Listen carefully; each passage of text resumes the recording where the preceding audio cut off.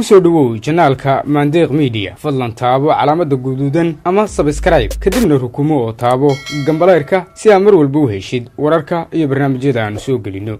caasimada Puntland ee Garoowe waxaa maanta ka furmay Kalfadhigii 26aad ee Golaha Degaanka caasimada Puntland ee Garoowe.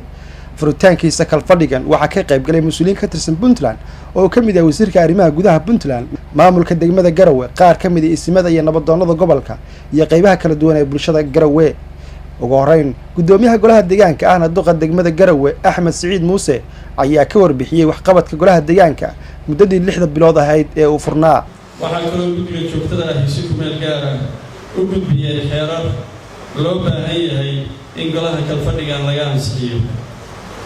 waxyaabihii degmada u qabsoomay labada kalfadhi dhexdooda waxaa ka mid ahaa mudanayaal maamulka degmada, ciidanka amniga, guddiga amniga gobolka, mudanayaasha Golaha Degaanka, xaafadaha iyo waxgaradka deegaanka waxay si wada jir ah uga qayb qaateen sugidda amniga magaalada. dowladda hoose ee degmaduna waxay ka qaadatay door hormuud ah oo dhaqaale iyo dhididba ay ku bixisay. mudanayaal, sidaa la socotaan waxaa maamulka cusub ee degmada Garoowe la doortay 29 August 2018 iyadoo shaqaalaha dowladda hoose aysan wax mushahar ah qaadan muddo 2 bilood ah. waxaa intaas dheeraa maamulka cusub waxa uu dhaxlay khasnad faaruq ah oo aan wax lacag ku jirin iyo deyn isdul fuushay oo dhan $150,000. haddaba si maamulka degmada maamulka dhaqaalaha degmada loo toosiyo waxaa la yareeyay kharashkii ku bixi jiray degmada, isla markaasna waxaa kor loo qaaday inay dakhliga iyo dabagalkii shaqada hayay. taasna waxay suuro gelisay in bil walba mushaharka ciidanka iyo shaqaalaha degmada joogto loo bixiyo, isla markaasna qondo loo sameeyo mashaariicda horumarinta iyo howlaha joogtada ah ee degmadu qabato. mudanayaal, nidaamka maaliyadeed ee degmadu ku dhaqantaa waxa uu ahaa mid qadiima, isla markaasna aan la jaan qaadi karin hab xisaabeedkan casriga ah. sidaa awgeed waxaan bilownay nidaam xisaabeed ku dhisan habka online-ka kaasoo la jaan qaadaya nidaam xisaabeedka casriga ah ee adduunku hadda ku dhaqmo, waxaana la yidhaahdaa Financial Management Information System. waxaa intaas raaca xafiisyada waxaa loo dhammaystiray dhammaan agabkii ay ku shaqayn lahaayeen sida kombiyuutarada iyo internet. Ciise Islaan Maxamed oo madasha ka hadlay ayaa ka hadlay furitaanka Kalfadhiga waxaana bogaadiyay waxqabadka muuqda ay soo bandhigeen Golaha Degaanka Garoowe. wax markaas guulaan iyo qabiil ku jirtana wixii markaa maamulkooda hayay bay kabadiisi la jirtay.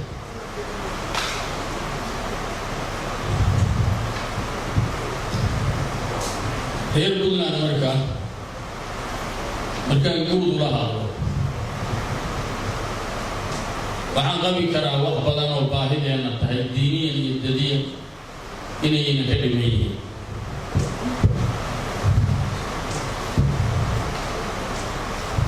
waxaan jeclahay markii aniga Islaan Ciise ahaan bayla hadlayo wixii aniga gaari ah ama abaartaydu tahay in la sheego.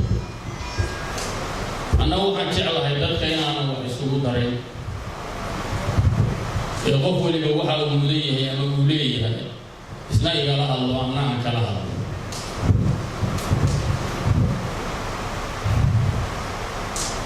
كل 1998 baynu dowlad dhisnay, Puntland baynu la baxnay, madaxweynaha ku-xigeen iyo wasaaradda yeelatay, baarlamaan iyo intii ka hooseeyay yeelatay, gacanta la isku saaray, saxiix iyo dukumeenti baa ka yimid.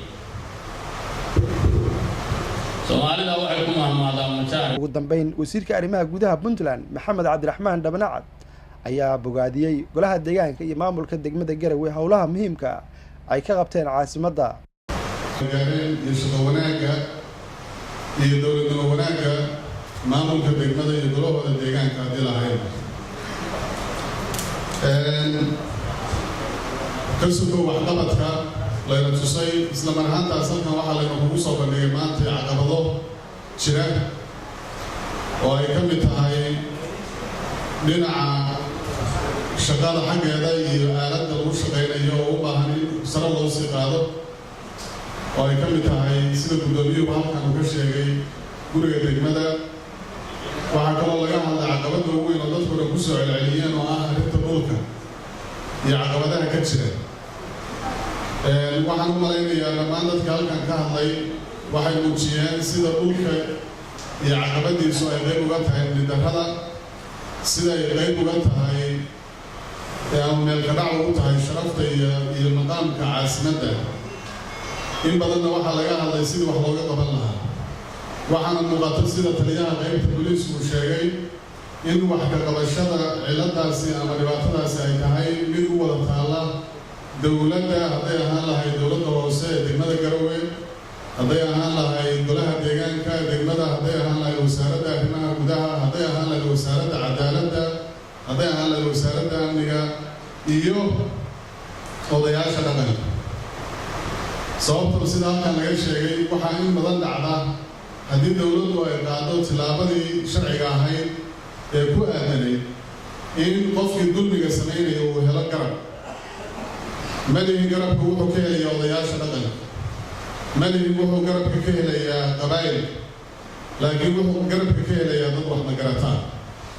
si marka loo xakameeyo in aan wax magaratadaasi aysan helin fursad ay dadka ku abaabulaan oo ay maskaxda iyo waddada saxda kaga duwaan, waa in si dhow ay odayaasha dhaqanka iyo dowladdu uga wada shaqeeyaan si xal midaysan looga gaari lahaa arrintaas.